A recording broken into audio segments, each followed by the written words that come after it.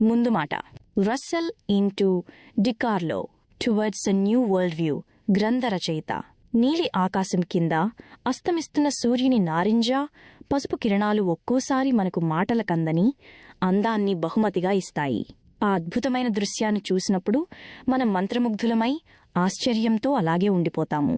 ఆ క్షణపు గొప్పదనం మనల్ని ఎంతగా ఆకట్టుకుంటుందంటే నిరంతరం ఆలోచనలతో ఉరుకులు పరుగులు పెట్టే మన మనస్సు ఒక్క క్షణం ఆగిపోతుంది.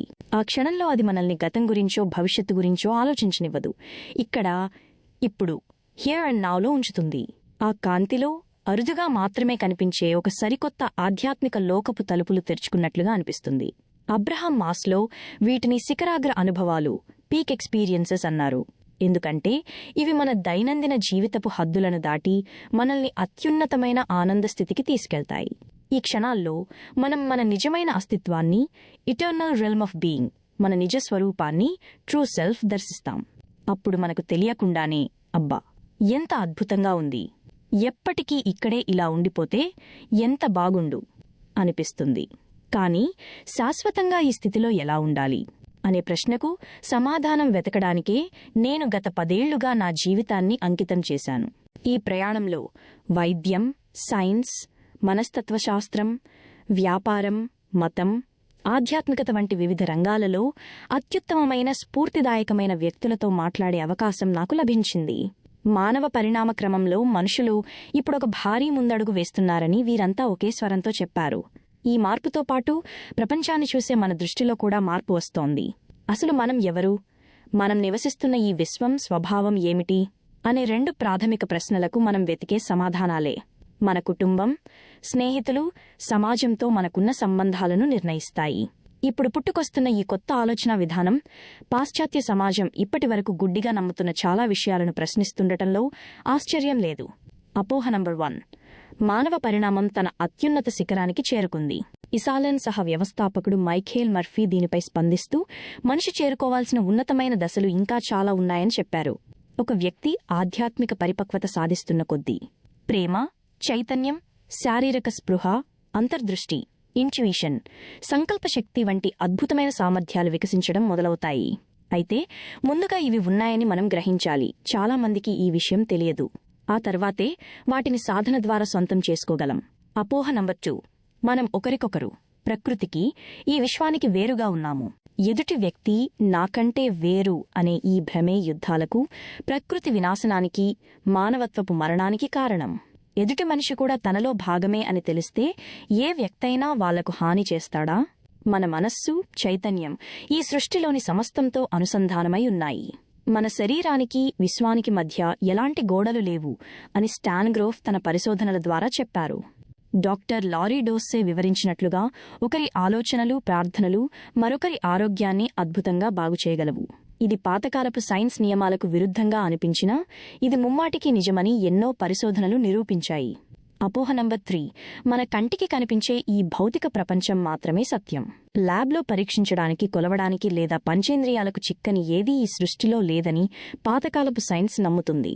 దీనివల్ల కంటికి కనిపించని ఆధ్యాత్మిక లేదా భౌతికేతర కోణాలను వారు పక్కన పెట్టేశారు. కానీ ప్రాచీన తత్వశాస్త్రాలు, అన్ని మతాలు, సంస్కృతులు మాత్రం దీనికి భిన్నంగా చెబుతున్నాయి.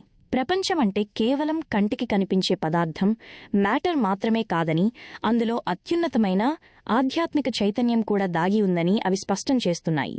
జాక్ స్కార్ఫిటీ లాంటి క్వాంటం ఫిజిక్స్ శాస్త్రవేత్తలు సైతం కాంతి కంటే వేగంగా ప్రయాణించే శక్తులను వివరిస్తూ ఈ విశ్వానికి భౌతిక, ఆధ్యాత్మిక కోణాలు 2 ఉన్నాయని చెప్పారు. ఇది కేవలం ఒక సిద్ధాంతం కాదు. ఫ్రాన్స్లో జరిగిన 1982 ఆస్పెక్ట్ ప్రయోగం, ఆస్పెక్ట్ ఎక్స్పెరిమెంట్ దీన్ని నిరూపించింది. ఎక్కడో దూరంగా ఉన్న 2 క్వాంటం కణాలు ఒకదానితో ఒకటి అనుసంధానమై ఉంటాయని, ఒకదానిలో మార్పు జరిగితే వెంటనే రెండో దాంట్లోనూ మార్పు వస్తుందని ఆ ప్రయోగం నిరూపించింది.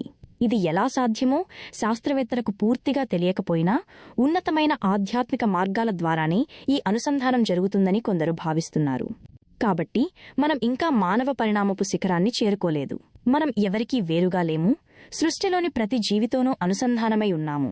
ఈ చైతన్యం అనేది భౌతిక, భౌతికేతర కోణాల కలయిక. ఇది ఆ మహానుభావులు నాకు చెప్పిన సత్యం. ఈ సరికొత్త దృష్టి యొక్క సారాంశమేమిటంటే, మిమ్మల్ని, ఇతరులను, ఈ జీవితాన్ని భూమిపై పుట్టి భూమిపైనే నశించే ఒక చిన్న శారీరక దృష్టితో కాకుండా ఆత్మదృష్టితో ట్రూ సెల్ఫ్ చూడటం. ఇప్పుడు ఒక్కొక్కరుగా ఈ ఉన్నతమైన స్థితికి చేరుకుంటున్నారు. తన into asterisk the power of now into పుస్తకం ద్వారా ఎక్హార్ట్ టోలే ఈ ప్రపంచ స్థాయి ఆధ్యాత్మిక గురువుల సరసన సగర్వంగా నిలిచారు. ఎక్హార్ట్ చెప్పే సందేశం చాలా స్పష్టమైనది. మానవాళి సమస్యలన్నీ మనస్సులోనే ఉన్నాయి. ముఖ్యంగా మనమే ఆ మనస్సు అని భ్రమపడటంలోనే ఉంది. మనం ప్రస్తుత క్షణంలో ప్రెజెంట్ మూమెంట్ పూర్తిగా స్పృహతో ఉండకపోవడం వల్ల మనలో ఒక శూన్యం ఏర్పడుతుంది. మనకు సేవకుడిగా ఉండాల్సిన ఈ మనస్సు ఆ అవకాశాన్ని వాడుకుని తనకు తానే యజమానిగా మారిపోతుంది. ఒక పువ్వు మీద నుండి మరో పువ్వు మీదికి వాలే సీతాకోక చిలకలాగా మనస్సు ఎప్పుడూ గతం గురించో లేదా భవిష్యత్తు గురించో ఆలోచిస్తూ ఊహాలోకంలో విహరిస్తూ ఉంటుంది. ఇక్కడ ఇప్పుడు హియర్ అండ్ నౌ అనే మహాసముద్రపు లోతుల్లో మనం చాలా అరుదుగా సేద తీరుతాము. కానీ నిజానికి అక్కడే ఆ వర్తమానం నౌలోనే మన భౌతిక శరీరానికి, కదిలే భావోద్వేగాలకు, ఎప్పుడూ వాగే మనస్సుకు అతీతమైన మన నిజస్వరూపం ట్రూ సెల్ఫ్ నివసిస్తుంది. జంతువుల నుండి మనల్ని వేరు చేసే ఆలోచనా శక్తి, తెలివితేటలు మాత్రమే మానవ పరిణామపు అంతిమ గమ్యం కాదు. అవి కేవలం మన ప్రయాణంలో ఒక మజిలీ మాత్రమే. మన అంతిమ గమ్యం మనలోని ఆ అద్భుతమైన దైవికమైన అస్తిత్వంతో బీయింగ్ మళ్లీ అనుసంధానమవ్వడం, ప్రతిక్షణం ఆ దివ్యత్వంతో జీవించడం. ఇది చెప్పడానికి సులభమే కాని సాధించిన వారు చాలా అరుదు. అదృష్టవశాత్తు ఈ ప్రయాణంలో మనకు మార్గనిర్దేశం చేసే గురువులున్నారు.